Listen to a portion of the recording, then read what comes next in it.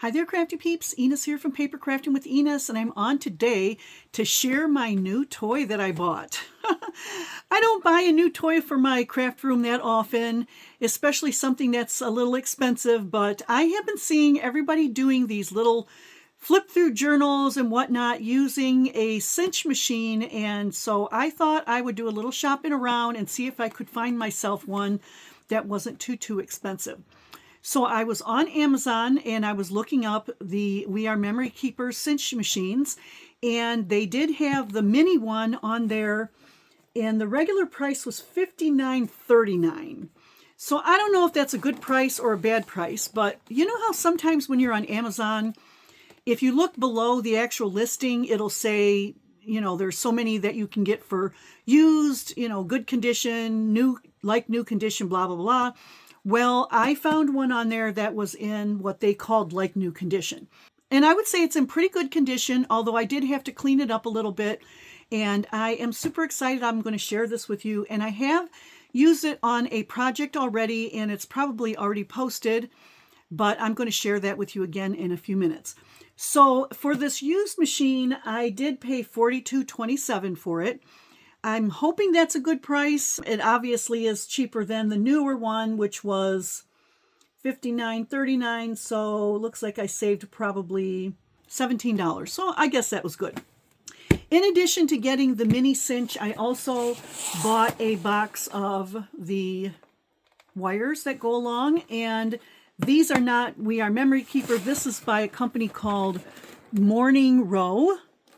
And there's 100 in here, and I think there's 10 different colors. So before we get into the cinch machine, I'm just going to open this up and show you.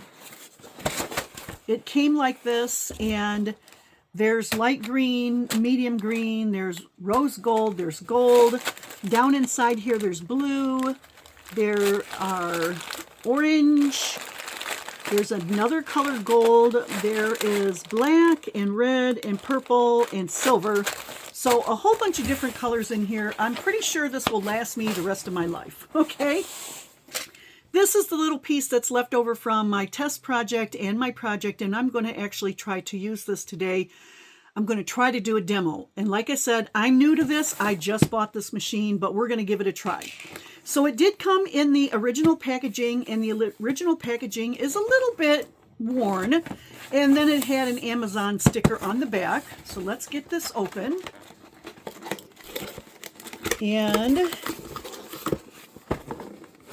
the packaging looks all intact, and it did come with an instruction manual here, which I was very grateful for since I was new to this, and it actually has it in a couple of different languages. So I'm going to put that aside for now. And here is the actual cinch machine. So it's rather compact, which I really like because, you know, I have a lot of stuff in my craft room.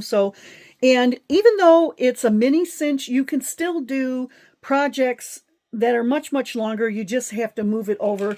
Whereas if you had a large machine, you could probably do a longer project all in one go. But that's okay. I don't mind that. So it did come, it was slightly dirty. I did clean it up. So I, you know, was disappointed about that, but it really was no big deal. All the parts are here. It's got the guide tucked inside here. It has the handle, I don't know what you want to call that, the guide to keep it from popping up. And it has a little button on the side, which I'll show you what that does. It's got a little thing on the side here where you will line up your rings here or your wire here and attach your paper. And then on this side, it's the actual cinch. So that is basically the machine there. There's not a lot to it. It is quite heavy. And like I said, we're going to try to do a little demo. Okay, so in the instruction manual, it tells you what all the parts are.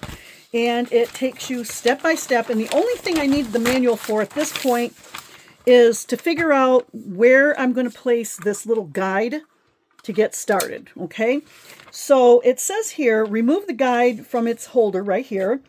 And depending on the size of your paper, and I just have some little papers here, some little scraps I had. And let me measure this right quick. So this is 3.5 inches, okay? And that's important because this says Paper sizes ending in whole or half-inch increments would require the alignment guide to be set at A. Okay, so you'll see here we got A, B, and C. So it says paper sizes ending in whole or half-inch increments would require the alignment guide to be set at A. So I'm going to set this at A. So what you'll do is you'll just tuck that in like that. Okay, so that holds that in place. And it further says paper sizes ending in 1/4 inch would be set at B, and so on. So I know this ends at a 1/2 inch, so that's all I need to know. So what I'm going to do is I'm going to take my 2 pieces of, this is 110-pound cardstock. I'm going to line it up with the guide here and just push it all the way inside and then push this down. Okay, now that punched my holes. And you can see here, it looks like I probably have room for 1 more hole. Now, if you look at the instructions, which I've already looked at, I'm going to tell you what it says. So what you'll do now is you're going to line this little tab here up with the second hole, push this in, and then you'll punch to get the next hole. So let me line that in. So there's hole number 1, hole number 2. Okay, and then you'll just wiggle that around till it goes in there and make sure it's pushed in all the way, and then you punch down.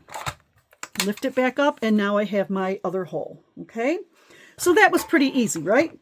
Now we're going to take our wire, and I believe, it doesn't really tell, but I believe what you're going to do, you've got a small end to your wire, if you can see that there, and then you've got the wider side.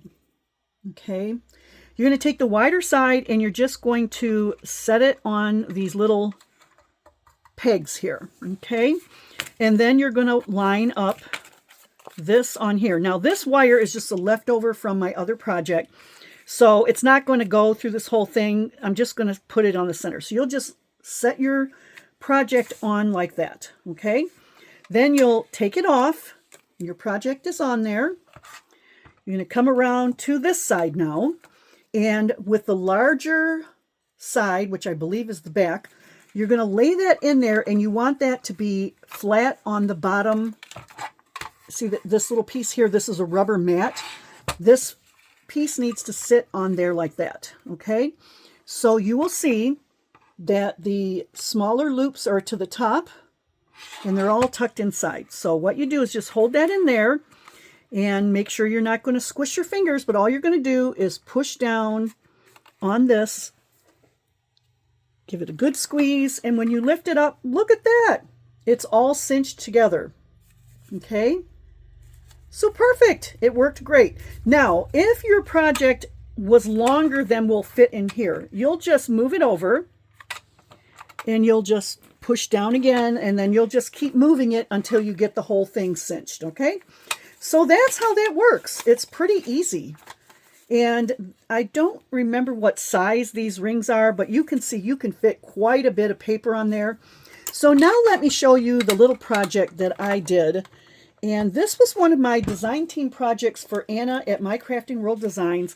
And I made this photo, it's a Polaroid photo mini flip album. So this was one of the dies for the month of October, and this is the Polaroid add-on easel.